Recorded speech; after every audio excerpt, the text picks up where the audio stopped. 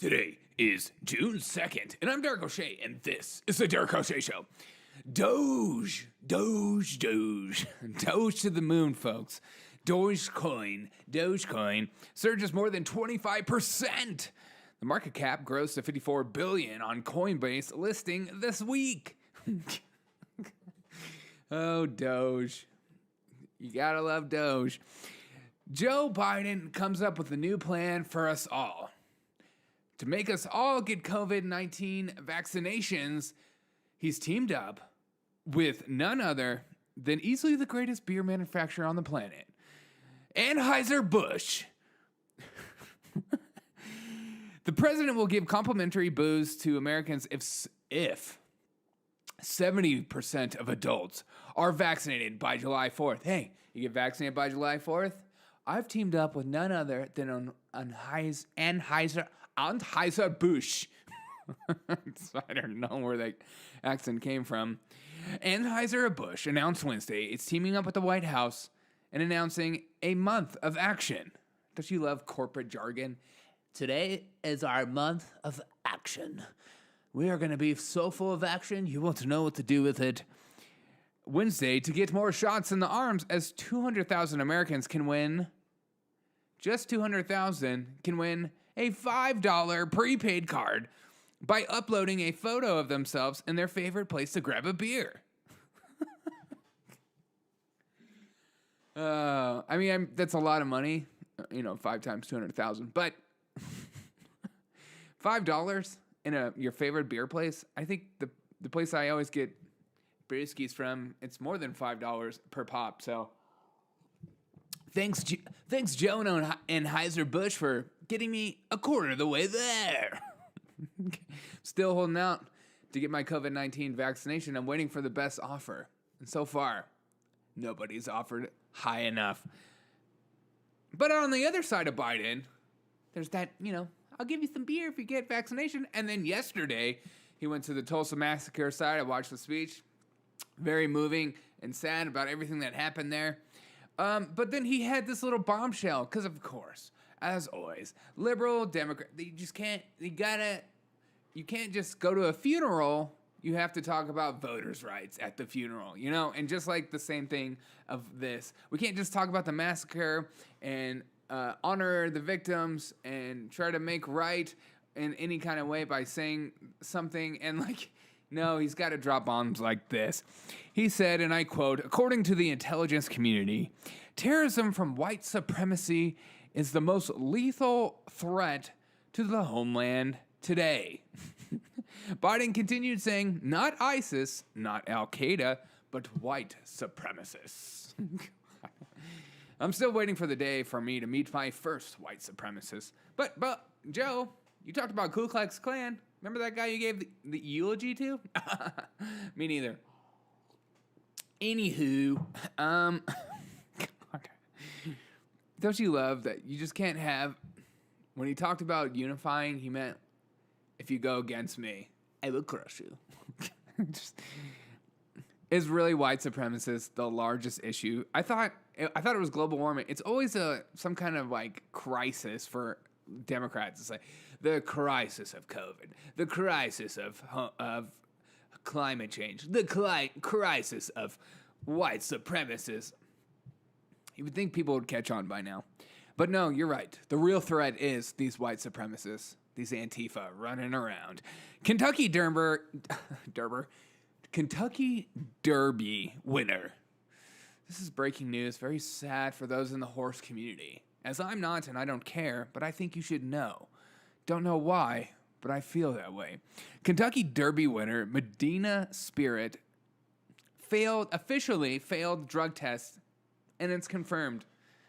No. So if you bet it on Medina, the Medina oblongata, China is coming out with something I've been talking about for ages now, as people always push back on me about clean energy. But China beat us to the punch, because their country allows more innovation than America. Hey, you can't do that there because it might be environmentally not as friendly as us staging a protest and leaving our trash everywhere. China's artificial sun nuclear fusion reactor set a new world record running at 216 million degrees Fahrenheit for 100 seconds. And for those of you that are like me and said, yeah, that's hot, but how hot is that? Peak temperatures equated to more than 10 times hotter than the sun on our planet. As the nation of China inches closer to its goal of limitless clean power. Yes, why aren't we doing that? No. We want to dig up rare earth metals and not talk about the non-environmentally friendly action that is, and put a bunch of solar panels everywhere. As Elon says, yes, we could put the solar panels to be like the top of Utah. Why aren't we talking about, China's going to become limitless clean power through all these nuclear reactors, but everyone else is like, they're just going to blow themselves up. That's the only reason why we don't do it. Because remember Japan? Oh, I know that was because of the weather, not because of the actual reactor, but we won't talk about that. A top scientist, cheers to Dr. Fauci, because this is a shout out to you, sir. You've done wonderful work, flip, flop, flip, flop, flip, flop. And just being your normal self. I don't know how Trump didn't fire you, but let's continue. Or any other person. I think he makes $800,000 a year. Let that just sink in. A top scientist warned Dr. Fauci, director of the United States National Institute of Allergy and Infectious Disease, in January 2020, earlier in the year, that SARS-CoV-2 had unusual features and looked like it might have potentially been engineered. So in 2020, Fauci received an email about this. The email was sent by Kristen G. Anderson, professor of Department of Integrative Structural and Computural Biology at Scripps Research Institute on January 31st, 2020. Newsweek, why would you say that? There's just more information coming out, isn't there? I haven't seen a loving Fauci video by any of my liberal friends in a while. I wonder how they're doing. Maybe your little Fauci, maybe you found out your Fauci is not as good as you thought, huh? Google's head of diversity, which is the most ironic thing ever regarding this story. Google's head of diversity, strategy, and research wrote a 2007 blog post, which, yes, it is a long time ago, and maybe has he apologized or taken it down or what's going on, and maybe he's changed his views, but then again, this blog post makes sense, in which he stated Jews have an insatiable appetite for war and killing. Google's head of diversity wrote a blog post in 2007. You would think before getting the job, they would do a quick Google on their boy getting that job, stating that Jews have an insatiable appetite for war and killing, adding that Israel had an insatiable appetite for vengeful violence as well. The post is currently still up on his website as of this morning. Broke by the Daily Wire, which I assume that they would break that, but isn't it ironic? Just the big liberal institute, the head of diversity, can write stuff like, Jews have an insatiable appetite for war and killing, and Israel has an insatiable appetite for vengeful violence. To some degree, you're like, vengeful, so it's provoked. But at the same time, you're like, this makes sense. It fits the narrative as they say. As always, I say, when people tell me that white supremacists, and I know what they mean when they say that, they don't actually mean white supremacists, they just mean conservative white people who voted for Trump. That's what they actually mean. That if it was actually defined in the dictionary, because the definition doesn't make sense for what they call it. But this is racism, right? Right, diversity officer in strategy and research. You think you would get fired, but he won't. For a lot of reasons. But you know, when the quiet part comes out loud and stuff like this comes out, they're like, if he was to come out against like gays, transgender, people of his own race, black, Mexican, Asian right now. Anything else, he would be fired and let go, and there'd be huge stories. But because it's about Jews, maybe we'll give him some research or let him go through a course or something. Scientists, this is exciting news. In Scotland, have successfully tested a new drug that can kill cancer cells while leaving nearby healthy tissue untouched. According to new reports, the researchers at the University of Edinburgh combined a teeny tiny cancer-killing molecule called SeNBD. CE, no big deal, apparently. A chemical food compound which tricked cancer cells into ingesting it. The combination has been dubbed the Trojan horse, according to the Herald. That is awesome. I mean, Joe Biden did say earlier this year, there's no reason we don't have a cure for cancer. Come on. I don't know where that accent came from. Come on. Joe Biden say, let's do it, man. Hey, I'm Joey. Hey. I don't know. Sorry. But that's awesome. About time we had like cancer thing. There was always those conspiracies. It's like the healthcare system could just make so much more money, giving people temporary fix and giving people a cure for cancer. So they'd rather you be hocked up on drugs your whole life than give you a cure. I always thought, are you insane? Don't you feel like if there was a cure for cancer, everybody and their mom would buy it, even if it was each pill was $1 million? Hey, this one pill, $1 million, you might have to work the rest of your life, but it'll save your life. What do you want? JBS, the meat plant that was hacked earlier this week and is causing a huge uptick in some meat prices, but there's also other factors like fuel. But a huge hacking, another ransomware. Again, I feel like I have to say this to some of my older listeners. If you get an email with a link, don't click the link. If you find a USB drive on the ground, don't put it in your computer. If you find a disk, if you still have a disk player, don't put it in your computer. Don't click things. If it looks fishy, don't do it. If it's a fake bank update saying, hey, $1,000 just got taken out of your bank, click to confirm. Don't click. Just delete it. Check your bank, but don't click the link. JBS, the meat plant, moves to reopen after Russia's ransomware hackers evil. It's a little play on words, and then fun. Shut down all 9 of its U.S. beef processing plants and 25% of the American supply as meat prices rise 1% amid shortages because they had to shut down. That's insane and very sad. But why are they only targeting like the pipelines and meat? They're like liberal. They're like electric car vegans that are going after. We will take out everything we disagree with. And this is breaking news and very exciting, and no one should care, but everyone's caring and everyone's excited. Trump permanently shuts down his website from the desk of Donald Trump, where he's posted his statements to get around his social media ban after a month. Trump, that was one of the stupidest things you could have possibly done. Not shut down, but start the stupid website. I don't know who told you to do that. Obviously somebody who's way too old and not very good.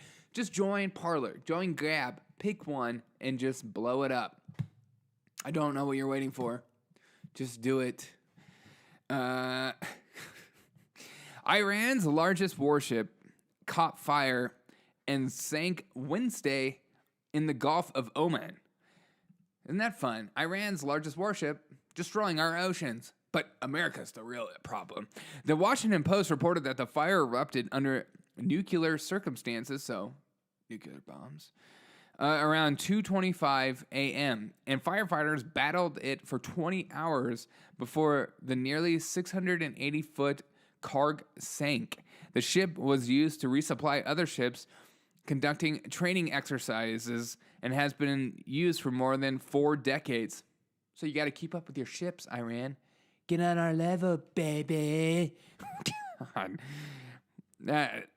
I think there's more to the story, but we just don't know. President Joe Biden on Tuesday suspended oil and gas leases in the Alaska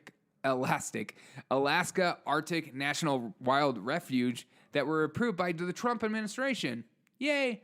So is your gas price going to keep going up? Isn't that fun? But who cares? You should just buy electric. God, what are you, a loser? National Environment Policy Act, a.k.a.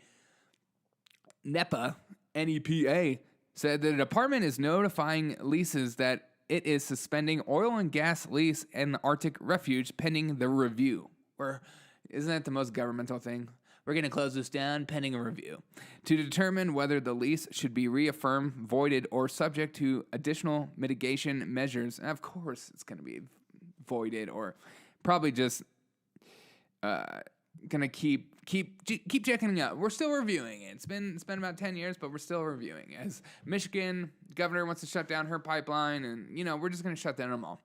We're going to force everyone into the new normal, the global reset. What? Girl 17 years old who went viral. This 17-year-old girl went viral for pushing I don't know if you've seen this video of the woman just pushing a mom that had her cubs on the wall, on her back wall to protect her pets. Says she was, quote, "I was out of my mind," to charge towards the predator. As experts say, the teen is lucky she wasn't mauled to death. Of course she's lucky. I saw the freaking the bear with the cubs, and then the dogs were going after it. And then she came up and just shoved a bear. What are you, nuts? Just, come on. 17 years old, too. And the interview she has, she just looks kind of like fringy. Just looks like she could snap like that. Malaysia says it has summoned China's ambassador after 16 Chinese military aircrafts flew over the disputed waters of its eastern state of Sarawak. China is just expanding and pressing their boundaries, and same with Russia. They're both doing. They don't care.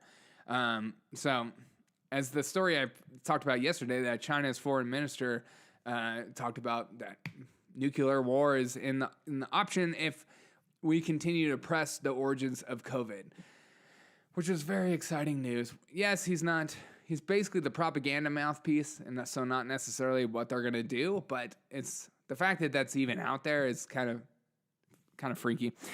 And today in history, in 1865, Democrats say the worst thing to ever happen on the Capitol.